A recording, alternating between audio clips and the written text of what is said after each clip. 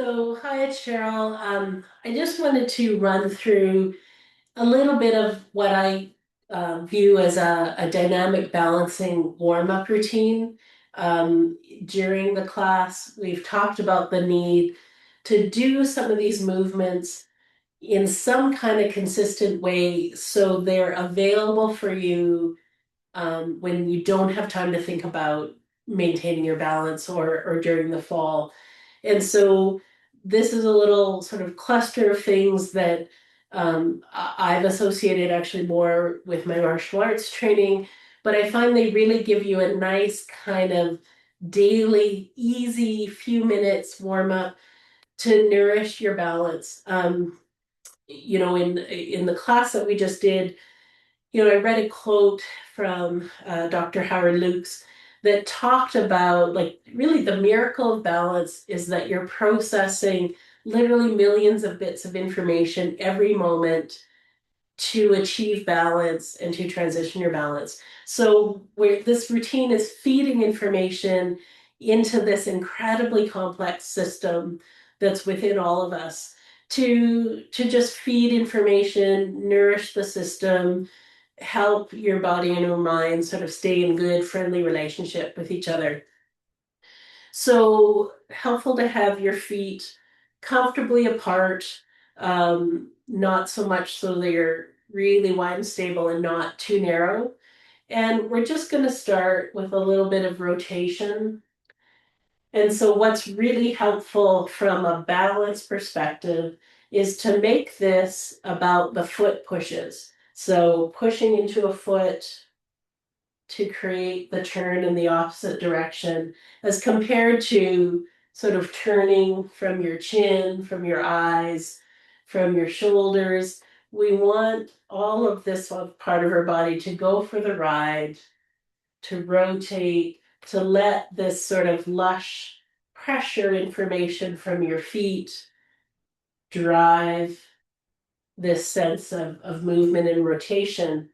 Rotation is a movement that's happening through the spine, and it really helps reaffirm our center line so that we have a sense of this midline upright self. And then taking your feet a little bit wider apart, we can start doing the same kind of foot push to take us from one leg to the other. You decide how wide this is. You can do a version of this sitting as needed. And of course, your upper body is going to move a little differently with the chair as part of the base of support.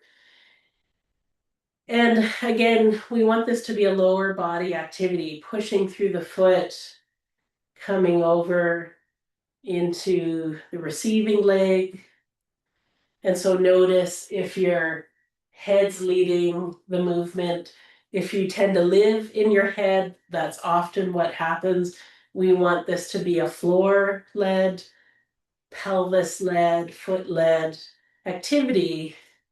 And then we can add just a little bit of rotation and swing so that we've got the weight shift, we've got the receiving weight, the pushing off of weight, and a little gentle rotation with this movement.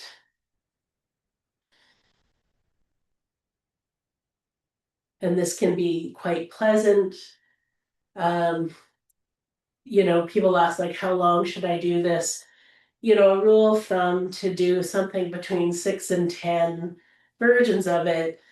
The older I get, the more I follow am I crunchy or is it getting glidey and smooth? And so I may need 2 minutes of this on some days, 30 seconds of it on another, so that this is a pleasant movement back and forth. Then we want to, I'm just going to change camera here just a little. We want to do a little bit of rocking onto the toes, onto the heels, but we want to make that a movement that has our pelvis following a trajectory. So again, you could sit on the edge of your chair and do this rock over, because we don't want to be a broomstick doing this work. It's certainly a legal movement in the universe of movement, but we're trying to train this kind of pelvic trajectory of pelvic butt back, coming forward. This is comfortable.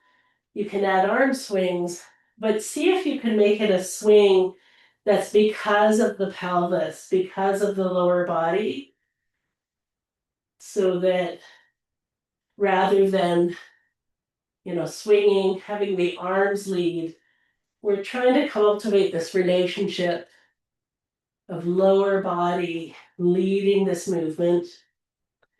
This becomes quite a good cardio movement if we extend the range of it. No need to do this, but there's all levels of practice and intensity that we can use on this. And then let's do a little bit of flex fold work. So having your head, neck, shoulders come down a little, come up.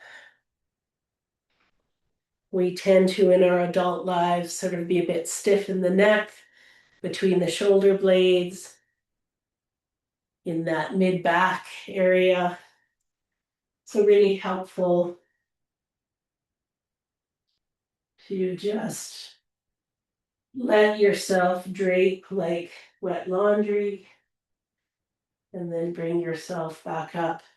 Again, you can do this 6 to 10 times.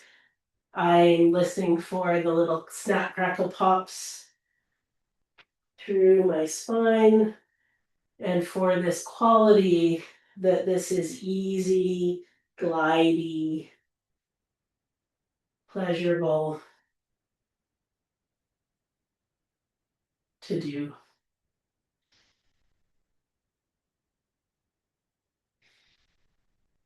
And then last one is just this idea of reinforcing pelvis directed movement.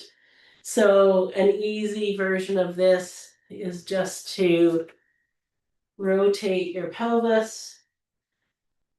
This is a hula hoop inspired idea. You can make the circle as small or as large as you care to. Going the other way. When I am really motivated, I'll put on a favorite song and do what I call toddler pelvic dancing. Toddlers have these great meaty legs and this, butt often with a diaper, and they're just moving pelvic first. So they don't do a lot of this dancing. They dance down. So helpful to ingrain that this flex fold pelvis focus movement is a great thing to do. And so this is pretty quick, simple little routine. You can do bits and bites of it, but great to touch on these things ideally every day, so that you're building a body, a nervous system that just can make this available when you're feeling like you're losing your balance, and you can just drop and retrieve it, or that you can slow the pace of something because you're bringing your pelvis into it. My wish for you is that it's available to you when you need it. For most of us, that means we have to get friendly with our practices, friendly with our body, so that they're there for us when we need it. So enjoy your practice.